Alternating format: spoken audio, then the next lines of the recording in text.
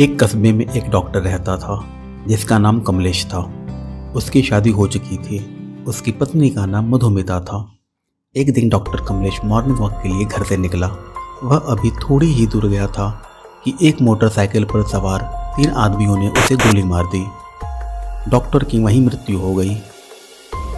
Police घटना स्थल पर पहुंची और जांच आरंभ की। जिन लोगों ने हत्या होते देखा था उन्होंने बताया कि मोटरसाइकिल काले रंग की थी और उस पर 3 लोग सवार थे। मोटरसाइकिल के शुरू के 2 और आखिरी के 2 नंबर दिख रहे थे, बीच के नंबर नहीं दिख रहे थे। पुलिस ने डॉक्टर की पत्नी मधुमिता से पूछताछ की।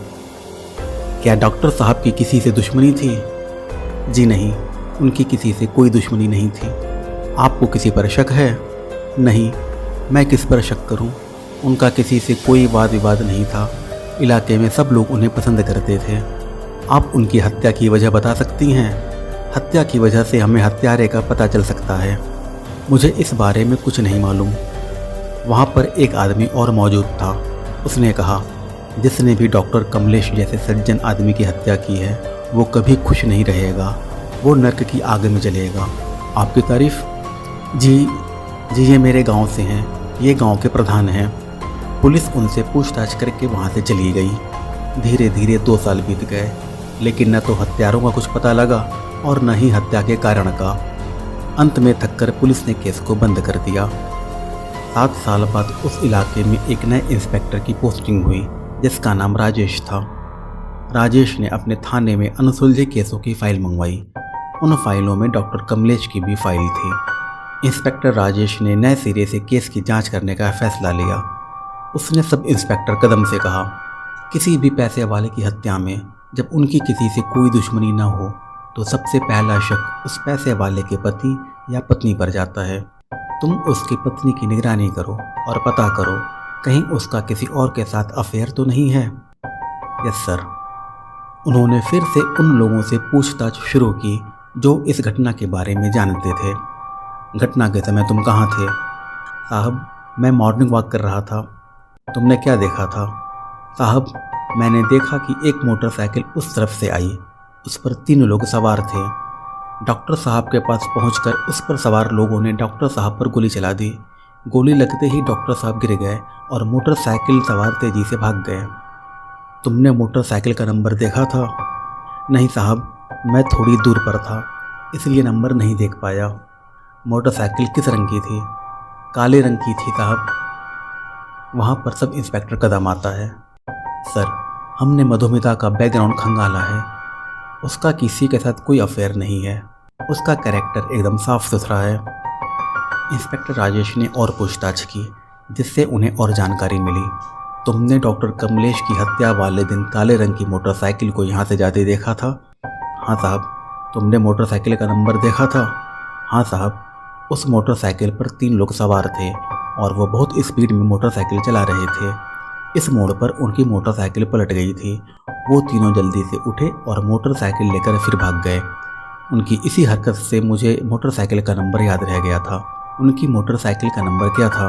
साहब, उनकी मोटरसाइकिल के नंबर प्लेट पर मिट्टी या कीचड़ लगा था जिसकी वजह से पूरा नंबर नहीं दिखा। मुझे केवल शुरू के 2 और अंत के 2 नंबर दिखे। क्या थे वे नंबर? शुरू के 2 नंबर थे MK और अंत में 63 था। इंस्पेक्टर राजेश ने बहुत कोशिश की लेकिन उसे इसके आगे कोई जानकारी नहीं मिली। वह अपने ऑफिस में आ गया। उसने सब इंस्पेक्टर कदम को बुलाया। डॉक्टर कमलेश के केस में उसकी किसी के साथ दुश्मनी, पैसों के लेन देन, जमीन जायदाद का कोई चक्कर या किसी औरत के साथ उसके संबंध सामने नहीं आए हैं। हमने ये भी चेक कर लिया है कि उसकी बीवी मधुमिता का भी किसी के साथ कोई अफेयर नहीं है, वरना 7 साल में डॉक्टर के न रहने पर वो अफेयर कहीं न कहीं ज़रूर सामने आता। लेकिन जिस तरीके से हत्या हुई है वो सुपारी किलर का काम लगता है। इस हत्या के पीछे कोई और ही है जिसने ये हत्या करवाई है। हमारे पास आगे बढ़ने के लिए केवल 3 चीज़ें हैं। पहला, जिस मोटरसाइकिल से हत्या हुई है वो काले रंग की है। दूसरा, उस मोटरसाइकिल पर 3 लोग सवार थे। और तीसरा, मोटरसाइकिल का आधा अधूरा नंबर। अब हमें इन्हीं सबूतों के आधार पर केस को आगे बढ़ाना है। Yes sir. इन सारे सबूतों में सबसे अहम सबूत है मोटरसाइकिल का नंबर। लेकिन सर वो तो आधा अधूरा है। हाँ, लेकिन अब हमें इसी के सहारे आगे बढ़ना होगा। वो कैसे? देखो, हमारे पास शुरू के 2 नंबर हैं MK, जिससे हम जानते हैं कि यह मोटरसाइकिल इसी राज्य की है। ठीक? जी सर। इन 2 नंबरों के बाद 2 और अल्फ़ाबेट्स होते हैं जो कि प्रति 9999 पर बदल जाते हैं। ठीक? Right sir. अब हमें मैथमेटिक्स की मदद लेनी होगी। मैथमेटिक्स की मदद? क्रमचय और संचय फार्मूला, परम्यूटेशन और कॉम्बिनेशन, यही हमारी मदद कर सकता है। जी सर। परम्यूटेशन और कॉम्बिनेशन फार्मूले की मदद से नंबर्स की लिस्ट बनाओ, फिर हम आगे तफ्तीश बढ़ाएंगे। जी सर। सर, लगभग 8000 से ज़्यादा नंबर्स की लिस्ट बनी है। ठीक। अब स्टाफ में नंबर्स बांट दो और सबसे कहो कि परिवहन ऐप पर जाकर इनमें से जो भी मोटरसाइकिल का नंबर मिले उनका पूरा पता निकालें, मोबाइल नंबर निकालें और उन्हें वेरीफाई करें। सर, लेकिन ये तो बहुत लंबा प्रोसेस है। इस केस में आगे बढ़ने के लिए हमारे पास इसके अलावा और कोई रास्ता नहीं है। ठीक है सर, मैं जल्दी से सबका वेरिफिकेशन करवाता हूँ। सर, लगभग सारे नंबर वेरीफाई हो चुके हैं। लगभग 150 लोगों की गाड़ी चोरी हो चुकी है और ये इन लोगों के मोबाइल नंबर की लिस्ट है। इन नंबर्स की CDR लिस्ट निकलवाओ, जिससे पता चल सके कि हत्या वाले दिन या उसके आसपास कौन कौन कहाँ था। सर, 6 साल पुरानी CDR लिस्ट मिल जाएगी? ये तो मोबाइल कंपनी वाले ही बताएंगे। Okay sir. Sir, CDR list नहीं मिल पाई। कंपनी का कहना है कि वो 3 साल से ज़्यादा पुरानी CDR लिस्ट नहीं रखते। ओह, तो अब हमें उन चोरी गई मोटरसाइकिल पर फोकस करना होगा जो हत्या के पहले चोरी हुई थी। अपने पुलिस की वेबसाइट से पता करो कि इनमें से कौन कौन सी मोटरसाइकिल चोरी हुई थी। Okay sir. सर, ये उन 5 मोटरसाइकिल की लिस्ट है जो हत्या के पहले चोरी हुई थी और अब अलग अलग थानों में बरामद की गई हैं। Very good. अब हमें ये पता करना है कि किन किन चोरों से ये मोटरसाइकिल बरामद हुई थी। हर थाने में पता करो, वहाँ पर इन चोरियों और चोरों का रिकॉर्ड होगा। और हाँ, हमें इन चोरों को अरेस्ट करके सारी बातों को मीडिया से छुपा कर रखना होगा, नहीं तो हत्यारा सावधान हो सकता है। एक वाहन चोर नवाज पुलिस की गिरफ्त में आ जाता है। पुलिस उसको टॉर्चर करती है। वो मोटरसाइकिल तूने कहाँ से चुराई थी और किसको बेची थी? साहब, मैंने वो मोटरसाइकिल कस्बे से चुराई थी और 15,000 में रिजवान को बेची थी। पुलिस रिजवान को पकड़ लाती है और उससे पूछताछ करती है। मुझे डॉक्टर कमलेश की हत्या के लिए 20 लाख रुपए मिले थे। मैंने अपने 2 साथियों अनवर और सुलैम के साथ मिलकर डॉक्टर की हत्या की थी। किसने डॉक्टर की हत्या के लिए तुम्हें 20 लाख रुपए दिए थे? राजवीर ने। कौन राजवीर? वो गांव का प्रधान है और सरकारी स्कूल में मास्टर भी है। पुलिस राजवीर को उसके घर से गिरफ्तार कर थाने लाती है। तुमने डॉक्टर का खून क्यों करवाया? तुम्हारी उससे क्या दुश्मनी थी? मैं और डॉक्टर की बीवी मधुमिता एक ही गांव के हैं। हम बचपन में नर्सरी से लेकर कॉलेज तक साथ साथ पढ़े हैं। मुझे कक्षा 5 से ही मधुमिता से प्यार हो गया था।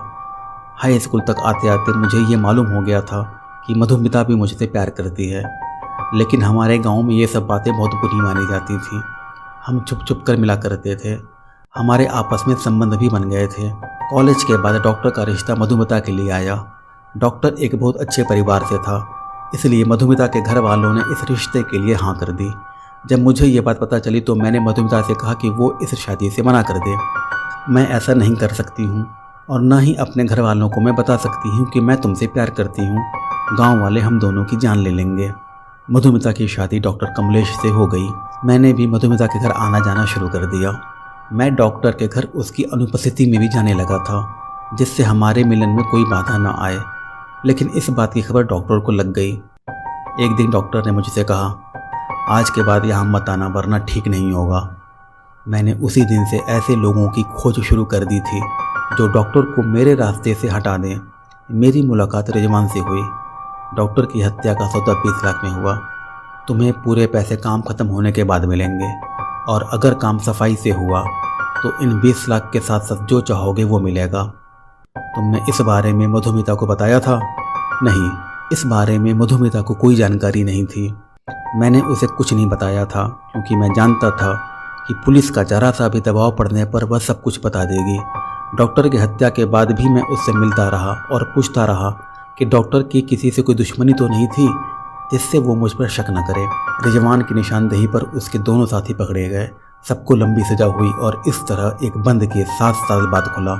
और सभी अपराधियों को उनके किए गए अपराध की सजा मिली।